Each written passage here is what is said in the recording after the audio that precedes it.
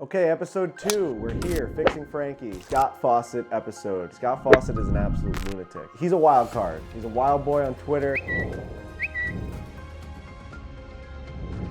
I've got about 3 or 4 of those. Yeah. Oh, that's such a good way of seeing yardages. It's not like your 8-9 iron goes this far and your 8 iron goes this far. They overlap to some degree. Pretend you were gonna pour water right here. Which way would the water go? It's not just hitting balls at the range. Let's start thinking. Let's get the brain working. Let's fix Frankie. Let's actually do it. Let's actually try and become better golfers. All right, episode 2 of Fixing Frankie has started. We've got Scott Fawcett of Decade Golf here. Thank you for coming and trying to help me here. I feel like I'm in a good place right now. Episode 1 with Dr. Bhrett McCabe was an amazing ride. Very niche video. Didn't think that it would resonate with that many people, and I'm glad that it did. Dr. Bhrett McCabe's an amazing person. What he did for this episode was he set us up to go from a process with him to now can we figure out how to improve our actual game on the golf course. My goal today is to try and take what I learned there and apply it now to how do I maneuver myself around a golf course. I feel like everyone that plays golf as an amateur, we have no thoughts out there. Like, we don't have a plan. No one has a plan, we just hit golf shots. The main thing I would say for like this episode, and probably even McCabe's too, is rather than thinking of it as fixing Frankie, think of it as educating Frankie. Fixing would mean you're broken, well you just don't even know anything yet. So you're not actually even broken. Maybe your golf swing or whatever, but this is gonna be pure education. We're gonna pick out an exact target, everything we wanna do exactly, and then we're gonna realize you're probably not gonna do it. We're gonna hit our shotgun blast at it, find it and do it again. There's a lot of numbers in this episode. There's a lot of talking. There's a lot of confusing things he's going to say, but the basis and the core of what he is describing makes you a better golfer. What is the elevator pitch for Decade Golf? The money ball for baseball, that's basically what I did for golf. If I know because of launch monitors the size of shot patterns, so I can quantify without getting too mathy the standard deviations of directional and distance control, and then lay that in with how many strokes it takes to hole out. Cut you up.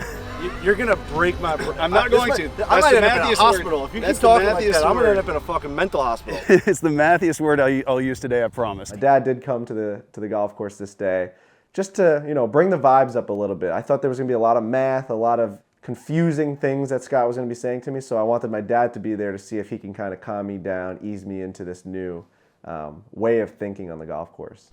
Moral support. Hang in there, son. So a hole like this, we've clearly got a little dog leg left. It doesn't look like there's too much trouble right or left. Obviously we've got trees and bunkers, but they're just in play. Your shot pattern's probably 60 or 70 yards wide with this driver. Okay. We'll use the Decade app a little bit with the driving targets feature we've got. I'm fine with that bird. I would go just a little left because we want to pick exact targets and that bird might fly away. Okay. See the green tree out there that's just on the left edge of that bird? Yep. Just pretend now you're on the driving range. So we started off hot. This really resonated with me, this first lesson. Bringing the target closer to you makes a lot of sense to me, and I never really thought of it that way. The way that I operate, and a lot of people, I don't know if you do like a spot in front of the ball deal or anything like that, but it really helps you get into your target. So I've got like a blade of grass right there, and I'm drawing like a ruler back through the golf ball, just like if you had an alignment stick on the range. And I'm literally just walking in right here. I'm squaring my shoulders to that, looking downfield.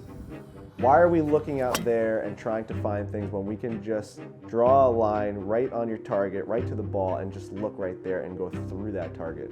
Bring everything closer to you, make it easier. Nice.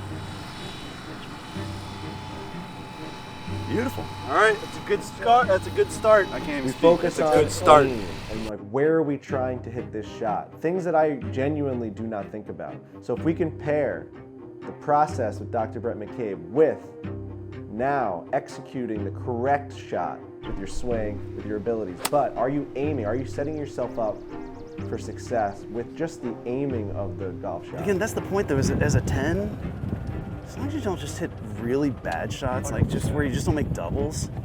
The problem with my game, and you'll see, like, I have the tools to be better. I know I do. And then I just don't know how to play golf. I crumble. Yeah, it's not that. You just don't know how to play golf. I mean, again, this just isn't an easy game to learn how to play. The odds of you getting this up and down are not high. Right. And as a 10, I don't need you to get up and down. As a 6, I don't need you to get up and down. I need you to not make double here. Okay. I mean, and again, I know it sucks because you only had 100 and whatever in the fairway or in the light rough. To now just be like, just don't make double. Right. But trust me, just don't make double here. I'm never thinking about damage control while I'm in a hole. I'm always trying to make the best score possible. Your actual par rate from here is basically non-existent. And whatever your par rate is, I bet you offset it with doubles by getting a little cute, and it comes right back down here to this drain. And now you're sitting here just like, what did I just do wrong? Right. Stay aggressive. Trust you're going to have about 20 feet coming back, and you're going to two-putt it. Love it. I think the avoiding double mindset is something all amateur golfers should think about. What is the worst case scenario? I think we often try and pull off the hero shots way too much, and we're not actively thinking about how do we minimize the damage. You're going to be right there, 30 feet. You're going to lag that up there and walk off without a problem. It wasn't blade or chunk, I'll take that. Don't worry, we'll eventually just settle in and I won't have to talk through everything. But like on a putt like this, how do you start by reading a green? Honestly, I'm not I caddied and that was my weakest. I used to tell the guy, you don't want my reads. Pretend you were going to pour water right here. Okay. Which way would the water go? That way. Now pretend we're up here by the hole. This is kind of cool on my mind. I never thought about it this way. I'm a notoriously bad reader of the greens. I'm illiterate. I'm essentially blind out there.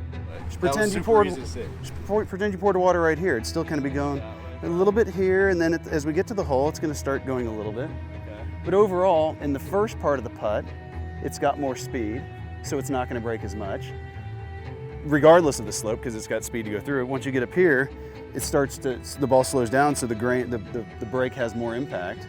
Overall, all right, so the whole assessment of it, it goes a little bit uphill, for sure.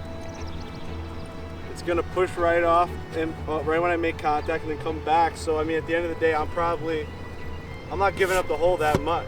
I'd agree with that. Him saying that you have to picture rain coming down, or buckets of water being spilled, and where's the water gonna kind of drain off the green, was such a light switch moment for me, and I think will be for everyone watching this. Take that all day. Do we give them in Barstool Sports? Speed is the only thing that matters in putting. Now, I'll always get some cynical, just be like, what if you hit it 90 degrees offline? Like, well, I'm assuming you're trying to hit it on a decent line. Like, I'm assuming you're not trying to be an asshole. Once you get past that, speed is literally all that matters, because just nobody makes that many putts, especially outside of 15 feet, especially at the amateur level. This is where, like, again, obviously a kid like Zalatoris, who I've worked with for 8 years, I get it that they don't, the announcers don't like the way it looks, but he was basically a 0 strokes game putter. Like, he was tour average. It's a lot of this. It's not pretty, I don't disagree, but also it's effective. Scott preaches this dispersion chart a lot. If you were shooting a shotgun, there's multiple places that bullet could go. It's not always going to go right on the target. So what's your target here? Okay, so based off of the way that I've been hitting the golf ball, I know that it's been coming down to the left in a fade. So my ideal location would be to aim at that right bunker and bring it back into the fairway. Okay. So when we're aiming, it's really important to make sure that that dispersion is still, if it goes to the left, if it goes to the right, or if it goes in the middle, we're in a good spot no matter what. So then your aim, meaning again, when we talk aim, I want to know the center of your shot pattern. If you hit 1,000,000 shots, where would you center it? I don't care how you get it there. You see the flag, and then you see the hole, the hump just to the right of it. That's your ultimate target. So what you're saying is correct. Yes, you're going to start it at that bunker and fade it off to that thing. Totally fine. But what I want you to really see is the ultimate ending point. Okay, that's interesting. So yeah, That's the exact thing that I told you was going to be interesting here. Is you're talking aim. If I told you I had a rifle here and I was going to aim at that, I wanted to hit the flag, and then I said, well, I'm going to aim at the bunker. right. You're like, well, what the hell are you doing? That's such a good, dude. That really just unlocked the part of my brain of like every time I've ever aimed at something, I never really looked at where you want it to go. Target. I've always been like, all right, let's hit it at that bunker and it's gonna come back. No, we're trying to hit it at the flag and we're aiming at the bunker. That was good. That's something good right there.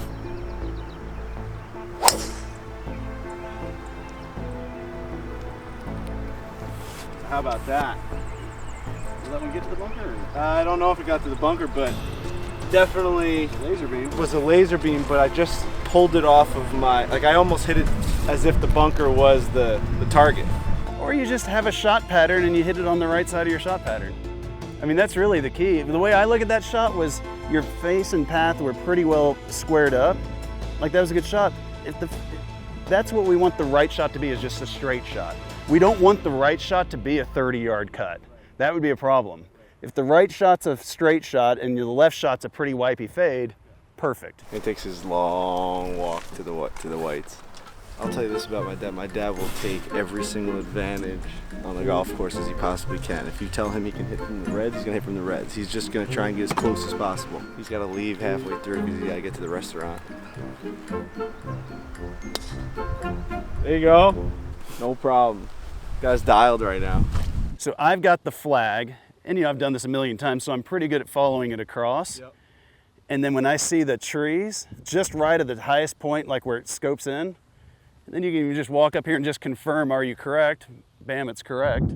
So you want to use something on the horizon. So theoretically, even in the bunker. I really like picking out a point in front of the ball.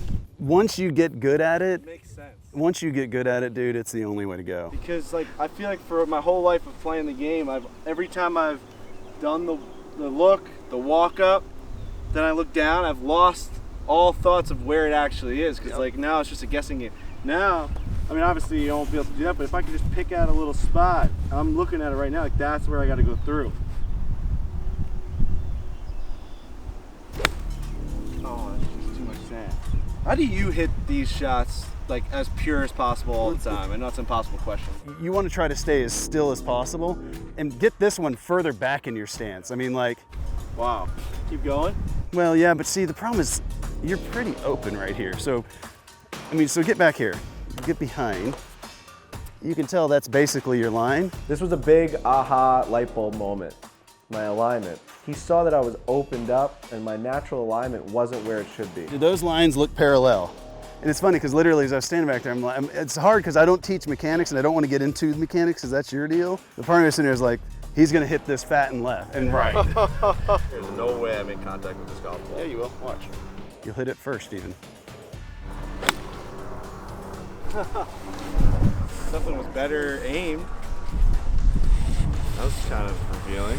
Again, How off I was. Holy fuck. So like when I looked up at the target, what I thought was straight and what I thought was me aiming there was actually wide open. My chest was looking at the target. Did you see how far off my feet were when you put the two lines down?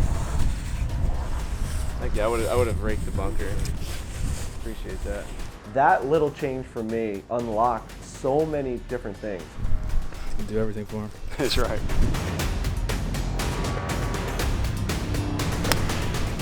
That shot was perfect, would have been right at that tree. Yeah, it felt really good. Yeah, I think a lot of what we're learning in this episode and the episode prior, there are things that you can take away and you can learn, but it's all about having the confidence to actually try them on the golf course. Nice. Do you have any idea what the hell he's talking about? My He doesn't know. brain's spinning. He says his brain is spinning. My dad makes pizza. The guy runs an Italian restaurant for 68 years. He has no idea what's going on out here. My golf shot is like a snowflake. There's no two alike. So I'm sure the common golfer, that's exactly what they do. So yes, Scott has all these numbers and he has all this data and he has all these cards with all of his numbers on it, but like when it comes to alignment and aiming correctly, it goes a long way.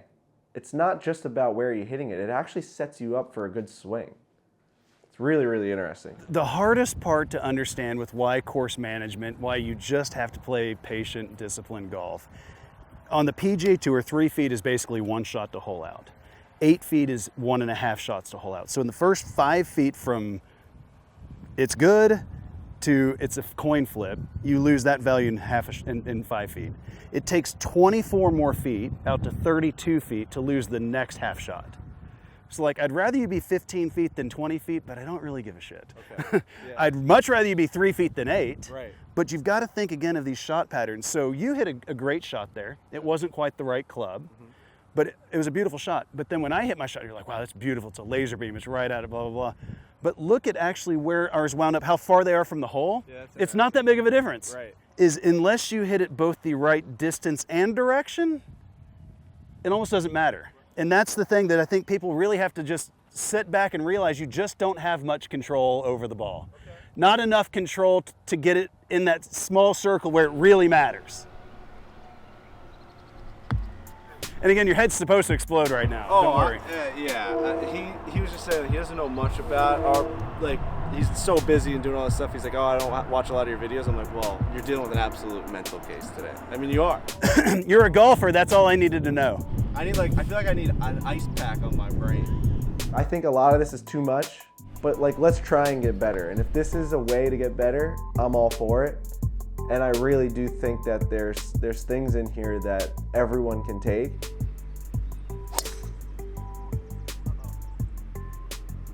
Pretend you're playing in a golf tournament right now then. Okay. What would you try to do here? I would try and keep this thing underneath this tree. That's fucking insane. Oh, For what it's worth, I was flipping this camera off because I knew it's exactly what you were gonna say. That is fucking insane, dude. You've got a 4-iron from a foot deep rough. You've got the trees hanging down. Well, this is when Scott becomes his Mr. Know-It-All, where he's like, what shot are you trying to hit here? And I'm like, I'm trying to hit the hero shot. And he's like, why? It's insane because I love it. I mean, it's literally, it's just mind-boggling. Because let's play pool, okay? Pool, we want to set the next shot up. Let's pretend you pull this off. Can you get home on your next shot? No. Ball. No. If it was a perfect swing. And then he makes me hit the shot that he told me to do, which is perfect punch out right into the middle of the fairway because it sets us up for the next shot. You couldn't hit this hard enough to carry the rough and keep it under the trees and get it to the fairway. It makes a lot of sense. You have to hit this so hard to carry it. You got to carry it almost 110 yards, I bet, while keeping it under 8 feet off the ground. And if you don't carry that rough, you're obviously for sure not getting home. And technically, look at the rough where you're probably going to put it versus right there where my ball is. This is great to go through because I think a lot of us shitty golfers, we make a mistake. So I made a mistake off the tee. I'm in the high stuff, and I'm trying my best to recover in a way that that this wasn't a problem.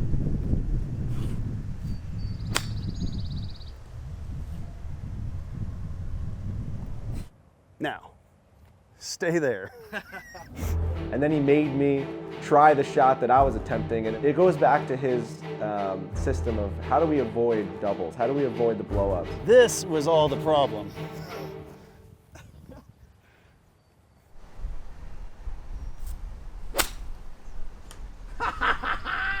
It hit the tree and went into the fucking other hole.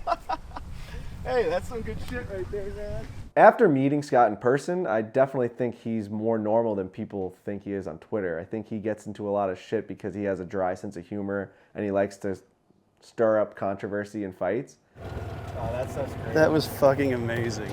But when you spend a full day with the guy, you realize he's a normal human being. He was funny, he was super informative, he genuinely cared about making me better. It's funny because I'm not laughing at you. Oh, no, I'm just laughing at how ridiculous this game is. So, I mean, he's a great guy in person. On Twitter, he's a wild boy, and I mean, he knows that he is. I mean, we talked about it at lunch after we filmed this. He's just a wild boy. 149. Now, we've got some information from the par 3 back there. We were what, 143? Yep. You hit a pretty good shot. Just short. Just short, so we went probably what, 133? This one you're in the rough, so it's gonna jump a little bit more. You're gonna have less spin, but what club you got there? I like the 8. Yeah. This was the biggest moment of the day for me. The Venn diagram. So you know what a Venn diagram is, those overlapping circles? What we can do with target selection for club selection is think of an overlapping Venn diagram, because it's not like your 9-iron goes this far and your 8-iron goes this far. They overlap to some degree. Right here, if you think about that, I bet your 9-iron, if you hit it perfect and got a jump and the wind didn't catch it much, it might be about right. But you're never gonna hit your 9-iron 10 yards long. That's a problem. Like typically, if you've got a club where there's no chance you could ever hit it 10 yards long, then it's probably not the right club. For so long, I felt like I was getting better at golf, but I wasn't scoring any better. I could still flush a ball, but I was using the wrong club. This was so eye-opening to me. When he shows the Venn diagram and he actually makes you picture it on a green. Where can the 8-iron go? Let's talk about the best shot and the worst shot. Where can the 7-iron go? Let's talk about the best shot and the worst shot. Where is it covering on your target? And let's hit the one that's covering the most on the green. That to me was so like, holy shit, why are we trying to crush 8-irons and 9-irons?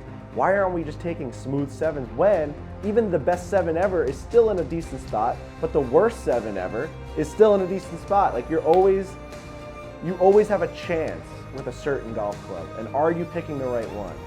This lesson completely helps you in that scenario. Are you picking the right golf club for that shot? Perfect. Perfect. All right, take that. Yeah, that's perfect. It's minimizing your mistakes right there. This green is huge. This is the reason you can't just say middle of the green. Okay. Middle of the green here is not correct. That is way too conservative. At the pin is also not correct. It's somewhere between there and the middle of the green. So the way we do it with Decade technically is we start with the length of the shot. That's why D distance is the first thing. So now we're 170 yards and you'll see this red number is 9. That means we need to be aiming 9 yards from the edge of the green the pin is located closest to for starters. Now, you're at 10, so we would add one more to that. Okay, and we've got different levels for different handicaps and whatever. But 170 baseline number is 9, you're going to be 10. Okay. This wind is going to make us add another one because we're getting a little bit more conservative as the shot gets longer and the wind gets higher. And then we consider what the adjacent hazard is. So this gets back to the question. The traditional playing lesson says, where's the place to miss it? I actually say, how much do we not want to be short-sided? Well, to this pin, if you get it short-sided, it's going to run down pretty far left. So it's not a water hazard, but it's also not good. Oh. It's not good at all. So let's call that 2 extra yards. So our target now needs to be 13 yards from the left edge of the green. And again, I know this is a ton. I'm literally giving you an hour's worth of content in the app. It's hard to pay attention. If you look at that flag, it hurt. and you know that flag is about 2.5 yards long. Yep. Now use it to guess how far it is from the left edge of the green.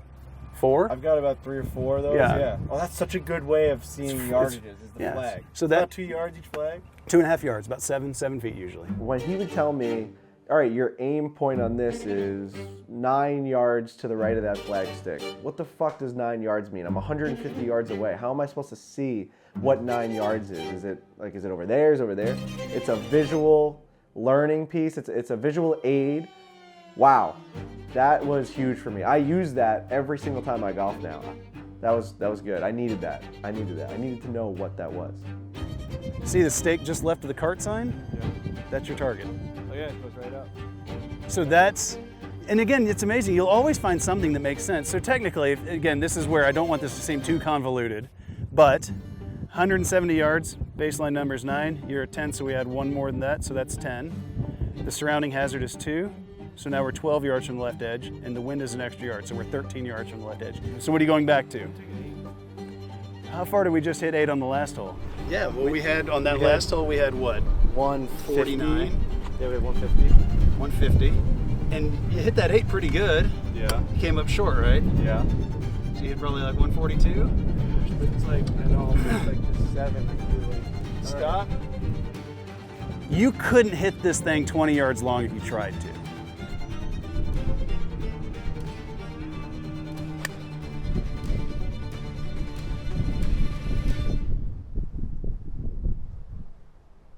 So good, it's fucking crazy.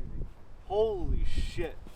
That was a shot of the day. Shot of the day. You absolutely rocked my world with that one. Did you start with a 9 and went to an 8 and finally hit a 7? Yes. Look how big this green is. How often do I make the mistake of taking an 8 and I'm all the way up there and I have a nasty putt? I do think you could hit that 7-iron a little further, but it's never going much further. Nope. And so if you think of Venn diagram, the 7-iron is going to go, again, you've got 20% that are just chunks and awful. I don't care about those. But a solid 7-iron is going to go from about here to about where it does. A solid 8-iron is probably going to get to here all the way up to the front of the green. Yeah. So you think those Venn diagrams over the top, they're the same size circles. This one fits this better.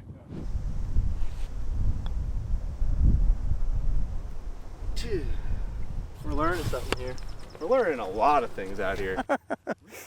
Thank God it's video, so that way you can actually remember. That's been the biggest part of my success, I think, in this year of getting better, is having the confidence, which all stems from Bhrett. Having the confidence to just do it and like actually take the risk of like, oh yeah, let's apply this now. You know what I mean? Like, let's actually try this thing I learned, as opposed to being like, yeah, I'll try it on the range once. No, let's actually do it on the golf course and see if it works, and it does. When you first learned 2 + 2 in first grade, it was taxing.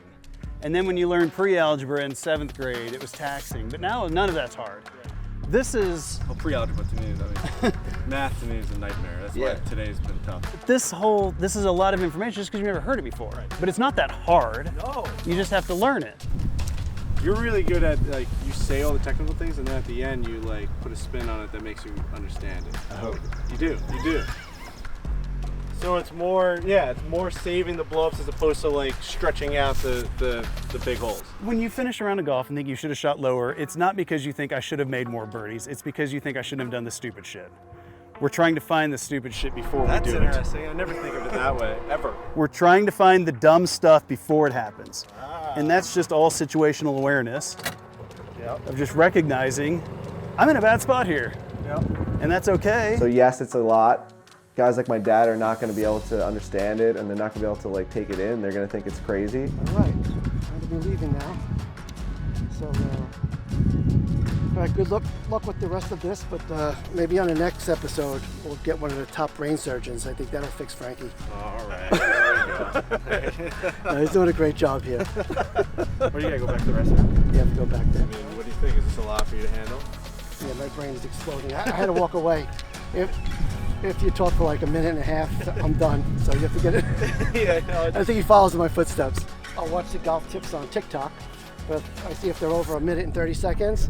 Next, if I see a 4-minute video on a swing, it's too much for me. If you can't help me quick, I'm out. You got a minute and 30 seconds to fix my swing. My swing thoughts were better. Like I was able to be more aggressive with my swing. I was making better contact. The face of the golf club was hitting the ball more square. I mean, we even saw this on the full swing monitors. Like my numbers were getting better just because of alignment.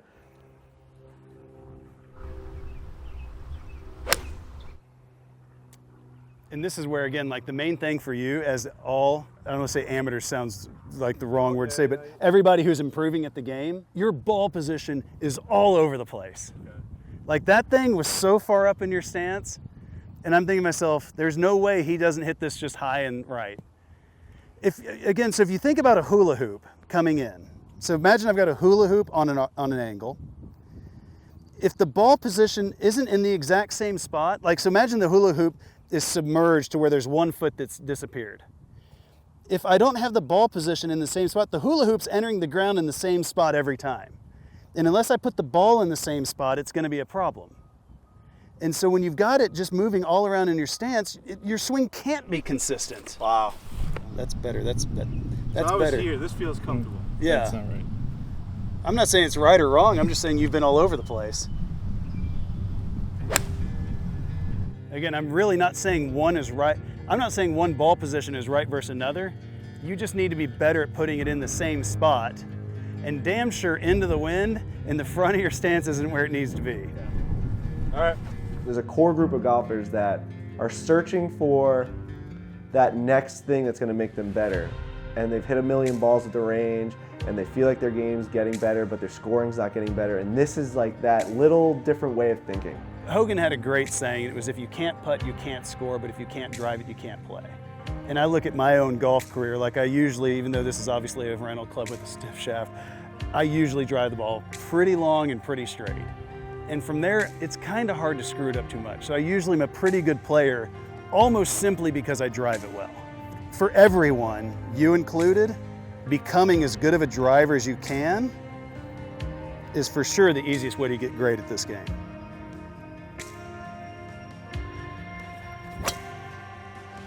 Definitely a lot of knowledge in this episode when it comes to aiming and accuracy and process on where we're trying to hit the shot and are we using the correct golf club. Dude, this was definitely something I've never ever experienced before when it comes to thinking on the golf course.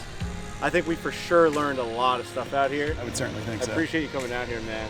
This was awesome. Appreciate it. Where can Absolutely. people go? So Decade Golf, it's an app? Is it a website? Or is it... Both. At this point, if you Google Decade Golf, you'll find plenty. I'm trying to be less on social media because it's such a shit show. I've got a YouTube channel with just some introductory type videos.